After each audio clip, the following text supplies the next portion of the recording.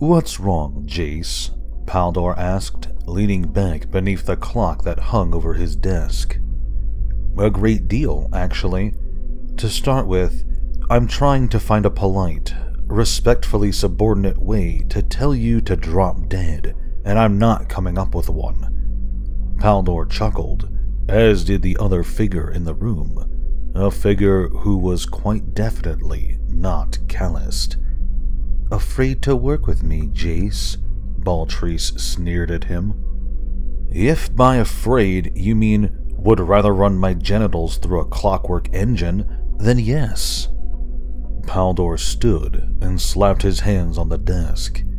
"This," he rumbled, and suddenly he wasn't nearly so cheery as he had seemed, "isn't going to go any further. Jace, what's your problem?" "My problem, Paldor, is that I'd rather work with Callist, or Irina, or Gemrith, or, pretty much anyone else." "That's nice," Paldor told him. "It's also impossible." "Paldor, it's not as though I have a lot of people I can assign to this. The target's not, you might say, local. And you planeswalking types aren't precisely 10 a copper. Baltrice is the only other Consortium walker available right now, so that means you work with her. But more to the point, these orders came straight from Tezzeret. You're welcome to try to contact him and bitch if you want." "We can do that?" Jace asked in puzzlement. Baltrice snickered. Paldor pointed to the peculiar, aether-filled glass contraption. "Every Consortium cell has one, in case we need to get his attention. Break it, and Tezzeret can feel the aether within slip away, knows we need to speak with him. Of course, they're only meant for emergencies, and I understand they're monstrously hard to create, but by all means, go ahead. I'm sure he'd consider your misgivings a worthwhile usage." Jace wilted. "I would love beyond all measure to have Baltrice accompany me on this endeavor," he said hollowly. "It's a dream I have." "I thought that might be your reaction." "Same arrangement as with Callist," Jace clarified. "I'm backing her up. I'll be her eyes, but she's doing the job, right?" "Aw," Baltrice taunted. "Does Jace have a weak stomach?" He ignored her. "Right?" he asked again. Paldor nodded. Baltrice smirked. Jace sighed. "All right. What's the objective?" "Take a seat, both of you." Then, once they'd done so, "You ever hear of a world called Kamigawa?" Paldor asked. Jace perked up like a wolf spotting a limping dromad. "Absolutely. I've heard all sorts of fascinating things about that world. I've thought about visiting for some time." "Well, tough, you're going, but I don't think you'll much care for the company." "You mean Baltrice?" Jace asked smugly. She glowered at him. Paldor only shook his head. "No, I mean that you're not going to be dealing with, people. We need you to exterminate the shogun of a Nezumi tribe." "Nezumi?" Jace asked. "Rat men," Baltrice sneered. "Vile little creatures. I'm sure they'd be just as disgusted by us, or at least you." "If you two aren't done," Paldor warned, leaning over his desk. Then, when he was sure they were listening, "We've got nothing against the tribe. Damn it, I can't pronounce it without spraining my tongue. I'll give it to you in writing before you go. It just so happens," he continued, "that this particular tribe lives in a mana-rich swamp. Tezzeret wants access to it for the Kamigawa cell, but their chieftain won't deal. His heir, however, is willing to deal just fine." "Land? The Consortium is killing over land now? When did that happen?" For just an instant, Jace's stomach churned once more. he turned his attention inward and banished his qualms like a flawed summoning. He made his choice long ago, and it was far too late to make any other. "What's the point?" he asked instead.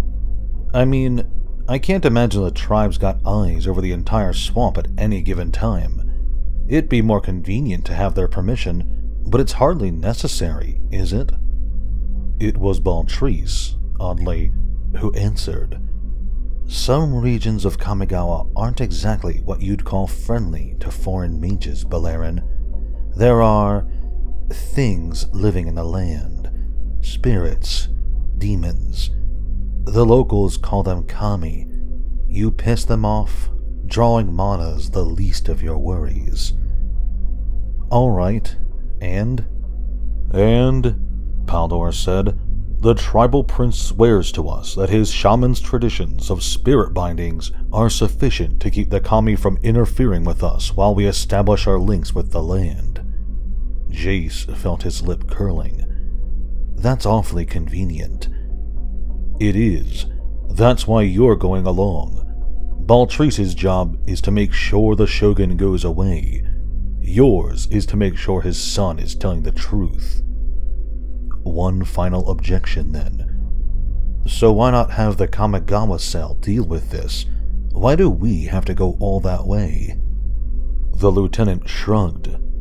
"Plausible deniability. The tribes had official dealings with the Kamigawa Consortium, whereas the two of you won't be recognized if we're captured and chopped into rat food," Jace finished for him. "Something like that. Go get ready. I'll have details on the village for you when you get back." Several hours to plan, a night to sleep, another hour to gather what supplies they needed, and then Jace and Baltrice met in a featureless stone chamber, deep in the bowels of the complex. Jace was clad in loose trousers that felt as though they would fall off at any moment, belted by a blue sash tied about his waist and a wrap-around tunic hanging partly open at the chest. Over it, he wore his favorite cloak. That, at least, wouldn't particularly stand out where they were going. Baltrice wore a gown of deep red, which hid her preferred leathers beneath. Both had dyed their hair black, but there was little they could do about their skin, which was notably lighter than the norm for Kamigawa natives. Fortunately, the route they'd mapped out didn't pass through any human communities, so they shouldn't have to bear up under close examination. "Ready?" she asked him, the usual venom gone from her voice. She and Jace both knew full well the importance of what was to come. "I'm ready," he confirmed, "but I've never been there before." She nodded. "I'll leave you a trail through the aether if I can." Jace took a deep breath. "Then let's go." She turned without another word and left to find her own solitude, leaving him to his concentrations. He never knew how it looked to any other walker, how it felt, how it rippled through mind, body, soul, rigid past, uncertain future. He knew only that his own experience was as unique to him as the deepest meanings of his forgotten dreams. To Jace, it began as a moment of sheer exhaustion, so overwhelming as to make death as welcome as sleep. His vision blacked out, his body trembled, racked with vertigo as his conscious and subconscious minds merged, losing himself among a parade of personalities. He struggled to channel mana from across the multiverse, compressing it into a point of singularity beyond perception, a tiny mote of metaphysical tinder. And then, in a single moment of exultation far greater than any physical pleasure, Jace Beleren was once more Jace Beleren, and Jace Beleren was once more a planeswalker. His spark burned within his soul, and ignited the mana tinder he had gathered.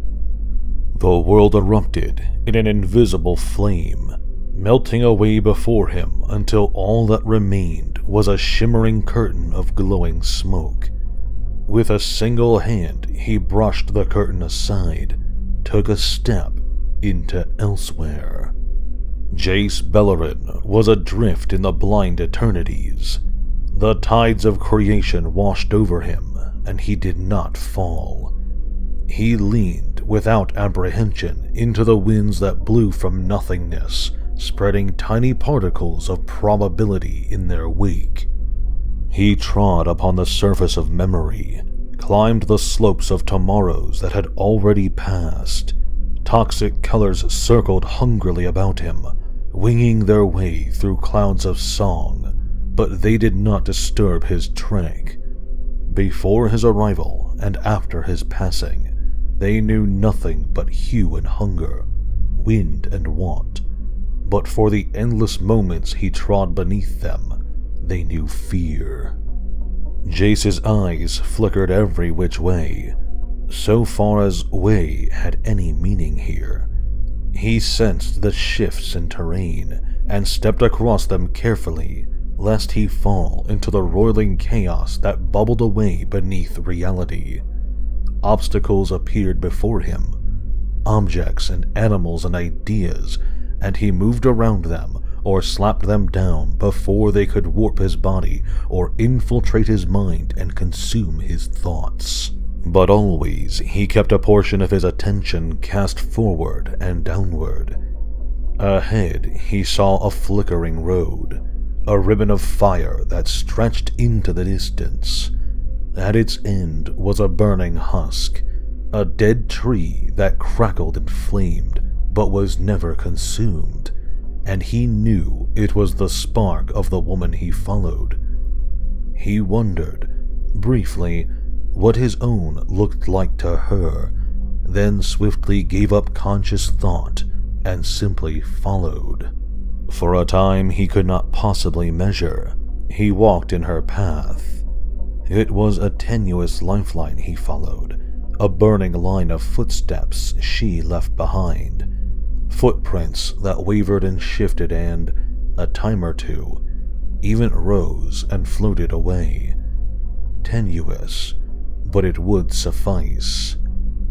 And finally, he stood before a curtain of smoke, much as the one through which he'd stepped away from Ravnica, though the glow here tended more towards silver. Stretching forth his hand, Jace parted the curtain and took one final step. He collapsed to his hands and knees, gasping, and found himself crouched in several inches of standing water, sinking slightly into the muddy bottom. Around him, greenery stretched as far as he could see, and it took him only a moment to realize that he found himself in the middle of a rice paddy. Baltrice sat cross-legged some few yards away, having had the better fortune to appear on one of the bulwarks of earth that rose between the paddies. Almost directly behind her rose the first of a range of foothills that ran toward the base of a nearby mountain. "Welcome to Kamigawa," she told him a bit breathlessly. "Delighted to be here." It wasn't entirely sarcasm. From Tezzeret, Jace had heard tales of the shogunate realms of Kamigawa. Fascinated, he'd long wished to see the many terraced temples and ornate palaces, walk the streets, and immerse himself in the musical intonation of the native tongue. None of which he'd be doing today, since his assignment took him nowhere near any of Kamigawa's great cities. Jace climbed from the murky water, flopped down on the nearest spot of dry land, and just breathed. There were few magics more tiring than walking. He could have risen immediately if he'd had to, but given the opportunity, he preferred to gather his strength, so he lay still and took a moment to examine his surroundings. Baltrice, he had to admit, had chosen their arrival point wisely. The mounts and bulwarks of Earth weren't islands in the traditional sense. The paddies in which the rice grew, not much of a lake, but still, it was enough living, rippling water, and enough mingling of water and earth along the feeble shore that he should be able to draw some measure of mana from the land to refresh his spirit as well as his body. And the fact that the paddies stood in the direct shadow of the nearby mountain should more than suffice for her needs as well. Certainly better and more efficiently than the paddies themselves would meet his. Jace allowed his consciousness to sip into the earth beneath him, to plumb its unfamiliar depths. And there, deep within these foreign lands, he felt the presence of others. Elemental spirits and ancient ghosts, born from or drawn to the soul of Kamigawa's lands, and they claimed much of its mana for their own. These must be the Kami.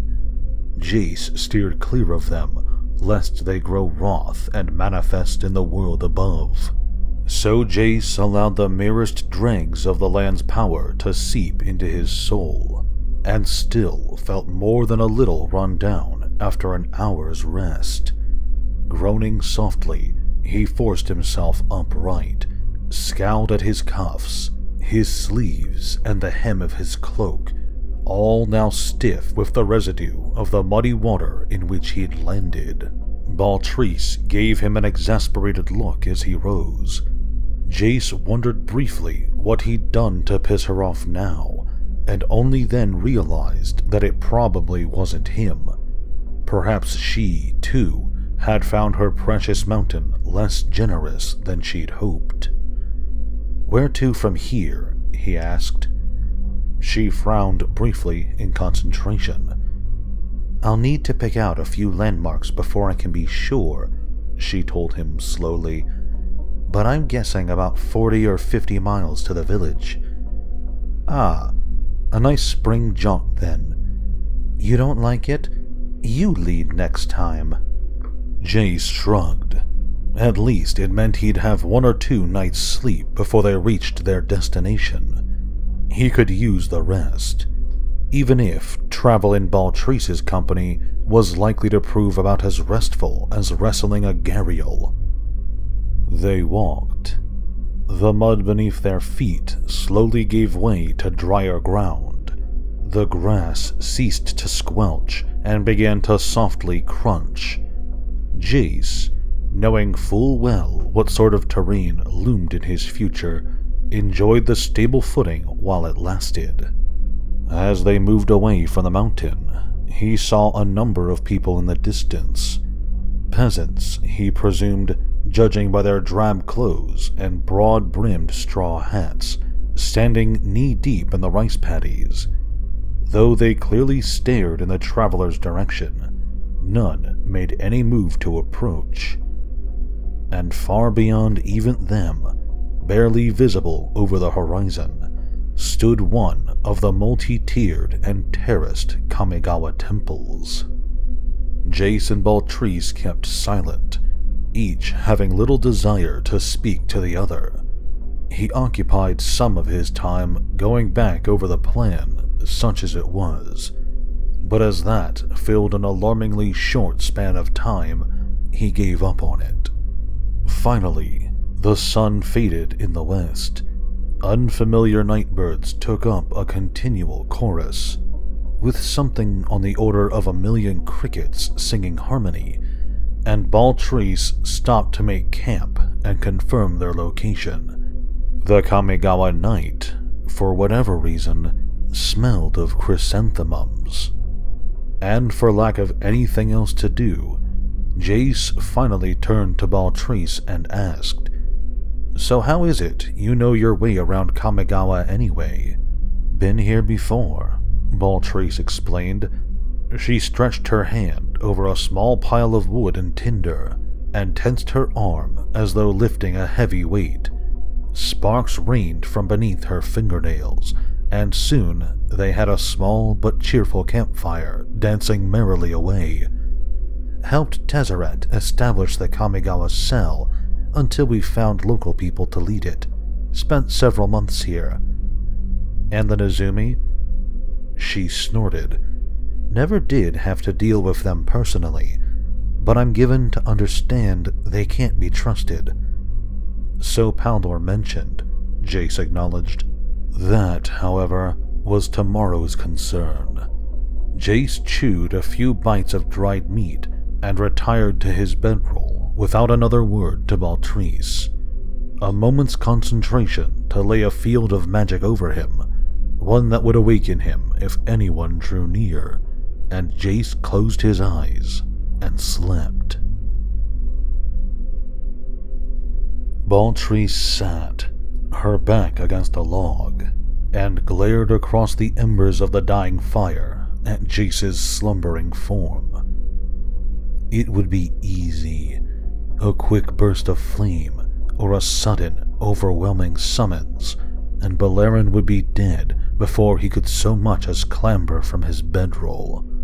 No more worries, no more looking over her shoulder, no more wondering how high in the consortium his ambitions reached.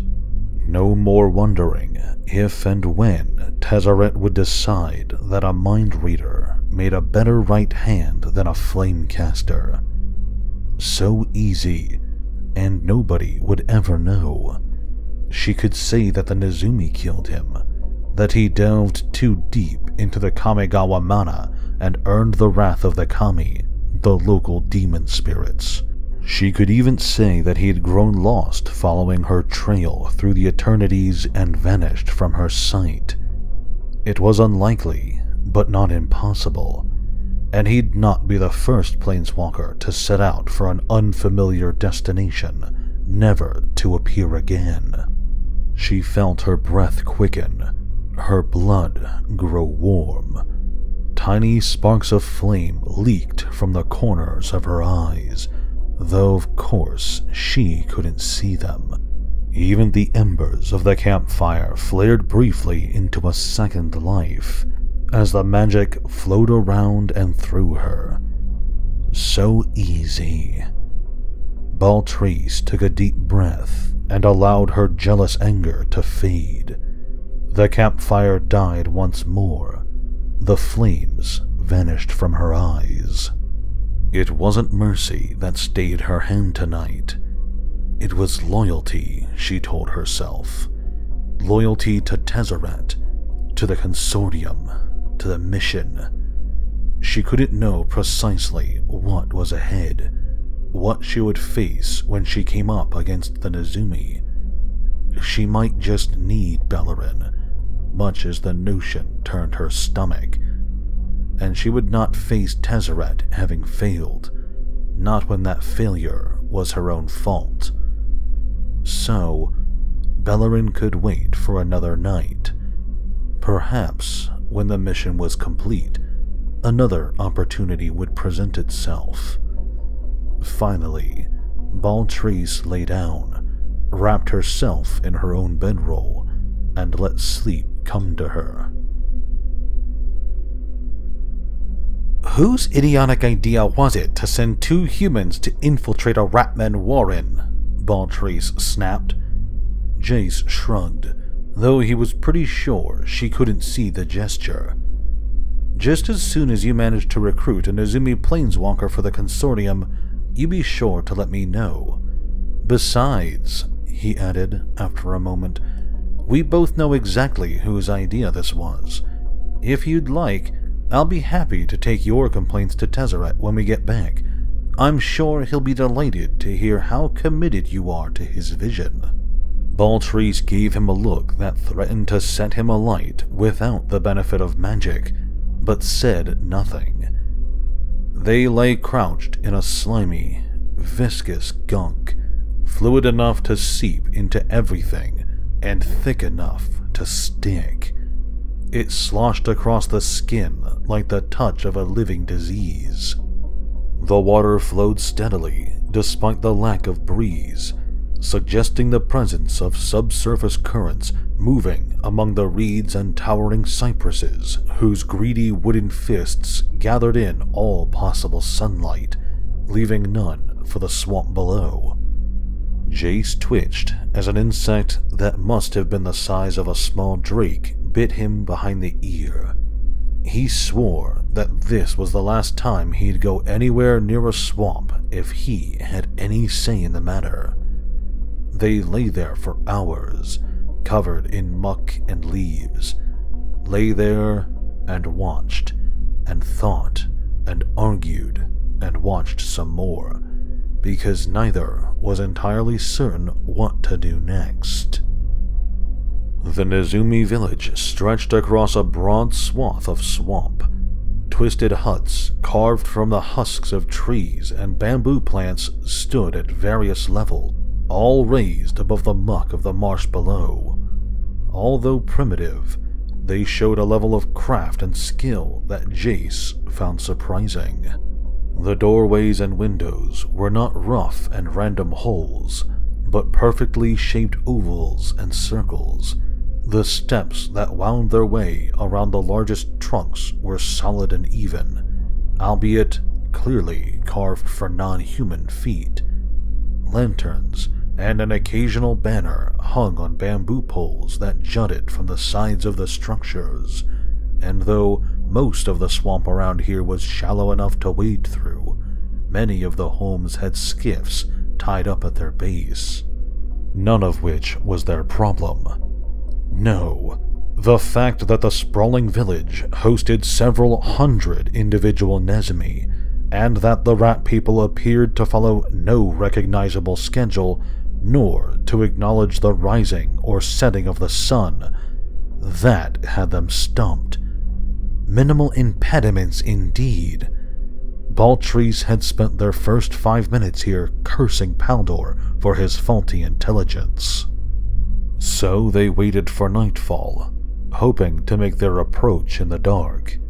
They watched as Nezumi poled their rafts between buildings, conversing on whatever topics might interest a tribe of humanoid rats. Farmers trudged back and forth, waist deep in the muck, carrying sacks of harvested rice. Soldiers in boiled leather armor, carrying Tai-Yari spears, wicked daggers, short recurved bows, and even the occasional katana guarded the borders of the community. Some stood posts on tree branches or platforms built high in the bamboo, while others traveled on high-walled skiffs. The sun fell. The stars once again flickered, and the coy moon showed only a sliver of his face. The farmers retired for the night, but the hunters emerged in droves, baiting traps and stalking the nocturnal beasts of the swamp. Lanterns cast an aura of light over the community that was barely enough for Jace and Baltrice, but probably more than sufficient for the rodent's eyes of the Nezumi, and still the village refused to sleep. "That's it," Jace said, when it became clear that night was no more an ally to them than the day had been. "This is beyond stupid. We can't do anything without more information. Wait here." Without pausing for acknowledgement, he slithered forward through the muck, crawling on knees and elbows. He gave brief thought to cloaking himself in the image of something that belonged here, but decided that appearing as an alligator or a Greek constrictor would probably get him perforated by an overzealous hunter, and he wasn't familiar enough with Kamigawa to know what other forms might be equally appropriate but less appetizing. Come to think of it, he didn't even know if Kamigawa had alligators or constrictors. He chose, instead, simply to wrap the shadows around him, making himself invisible, even to the senses of the ratmen. He whispered as he drew near, drawing on the lore of an ancient spell he rarely had opportunity to practice, one that would solve the language problem entirely. Many mages sought such magic, but they came far more easily to planeswalkers. Something about the spark, their connection to the world beyond all worlds, opened their minds more readily to the magic of meaning. His clumsy, filthy course took him just near enough to the outermost patrol of soldiers to hear their words. At first they were unintelligible, a language he didn't know, spoken in voices that were far from human. But the words passed deep into his mind, filtered through his spell, and grew clear. He still heard the Kamigawa tongue, but the meaning of the words sprang to mind half an instant after the sounds reached his ears, as though he remembered definitions he'd never actually learned. "Meat," one of the guards was saying as Jace's mind finally tuned in to the language. "It's been a while since I've had any good salamander. The day patrols always take the best cuts." Jace briefly congratulated himself on his wisdom in not choosing an animal as a disguise, and settled in to listen. "Not sure I learned much of use, though," he told Baltrice roughly an hour later, "except to confirm what we were already afraid of. The village pretty much never sleeps. I have no idea how we're supposed to get to the chieftain without being discovered. My illusions are good, but I'm not sure I can fool an entire community." "He lied to us, Bellerin. The filthy little rat prince lied to us." Jace nodded. "I'd noticed that, yes."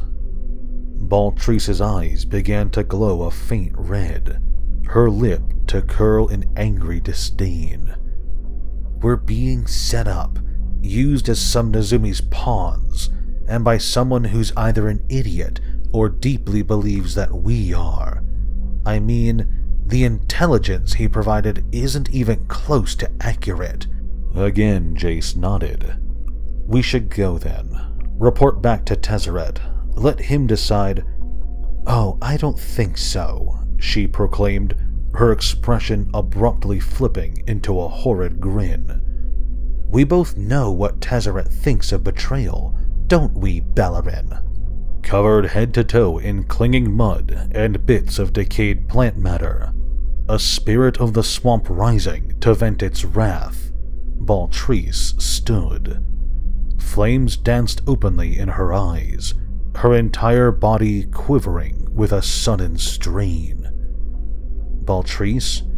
Baltrice, what are you doing?" And then, though she spoke not a word in response, Jace had his answer.